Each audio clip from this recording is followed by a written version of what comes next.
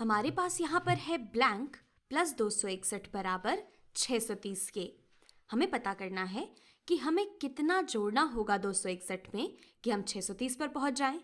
तो मैं चाहती हूँ कि आप इस वीडियो को यहाँ रोकें और इसे खुद से करने की कोशिश करें। वैसे तो इस चीज़ को समझने के कई सारे तरीके हैं। हम इसे समझने की कोशिश करेंगे एक संख्या रेखा या फिर नंबर लाइन की मदद से। तो हमें यहाँ पर कुछ जोड़ना है 261 में जिससे हम 630 पे पहुंच जाएं। तो मान लेते हैं कि हम अपनी इस संख्या रेखा पर शुरुआत कर रहे हैं इस कुछ से। तो इस कुछ को मैंने प्रश्न चिन्ह से दिखाया हुआ है। तो यहाँ पर आ गया हमारा प्रश्न चिन्ह जो हमें बताता है कि हम कुछ जोड़ रहे हैं 261 में। तो अगर हम इस प्रश्न चिन्ह से शुरू करते हैं और इसमें जोड़ देते हैं 261, अगर हम इसमें जोड़ देते हैं 261 तो हम पहुंच जाते हैं सीधे 630 पे। तो हम यहाँ पर आ जाएंगे 630 पे। और इस पूरी बात को सोचने का दूसरा तरीका ये है कि अगर हम 630 से शुरू करें और इसमें से अगर हम घटा देते हैं 261 तो हम वापस से अपने इस प्रश्न चिन्ह पर पहुंच जाएंगे। यहाँ पर हम 261 घटा रहे हैं 630 में से। चलिए इसे अच्छे से लिख लेते हैं।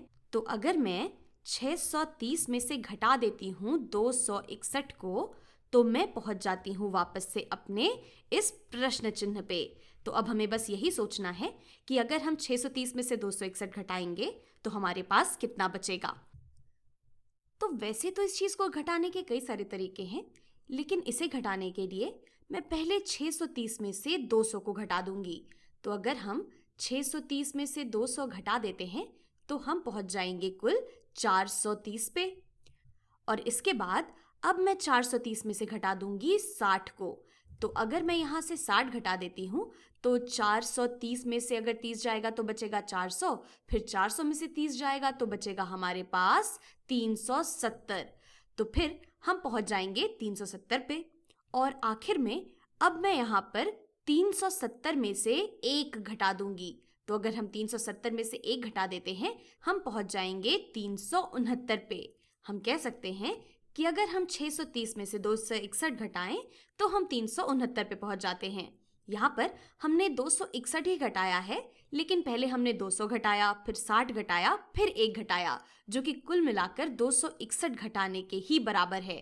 तो ये तो एक तरीका है इसे सोचने का। दूसरा तरीका है कि अगर हम इस तरीके से सोचें कि हमें 261 में कुछ जोड़ देना है। अगर हम 261 में कुछ जोड़ दे रहे हैं जिससे हम पहुंच जा रहे हैं 630 पे, तो ये जो कुछ है ये कितना होगा। और इस चीज़ को संख्या रेखा पर देखने का जो तरीका है ये भी थोड़ा अलग होगा। तो चलिए मैं यहाँ पर इस चीज़ को हटा देती हूँ और यहाँ पर ये जो दूसरी बात है इसे हम समझने की कोशिश करेंगे।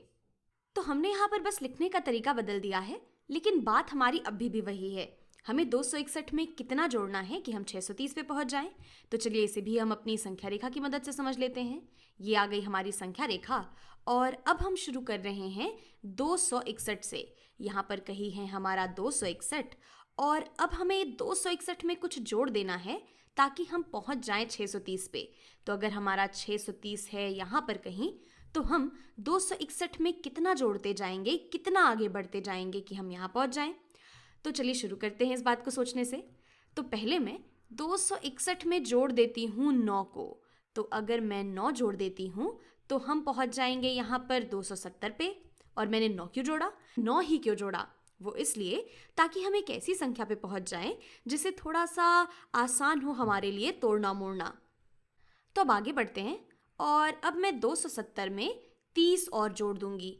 तो अगर हम 270 में 30 और जोड़ देंगे तो हम पहुंच जाएंगे 300 पे। और अब 300 में हमें कितना जोड़ना होगा कि हम 630 पे पहुंच जाएं? यहाँ से तो हमें साफ साफ दिखाई दे रहा है कि अगर हम 300 में 330 और जोड़ देंगे तो हम सीधा सीधा 630 पर पहुंच जाएंगे। थोड़ा सा मुझे माफ़ करिएगा, हमारी ये जो छलांगे हैं ये स्केल से नहीं बनी हुई हैं, तो ये थोड़ी सी इधर उधर हो सकती हैं। तो अब हम पता लगा लेते हैं कि 261 में हमने कुल कितना जोड़ा कि हम 630 पे पहुंच गए। तो 330 हमने जोड़ा, हमने 30 जोड़ा और हमने 9 जोड़ा। तो 330 और 30 मिलकर हो जाते हैं 360 और 360 में 9 जोड़ने पे हमें मिल जाता है 369। यानी कि ये जो हमारा प्रश्न चिन्ह था यहाँ पे हम कह सकते हैं कि हम 369 जोड़ रहे हैं 261 में, तो हम 630 पे पहुंच जा रहे हैं। और यही चीज़ तो हमें पहले भी मिल रही थी।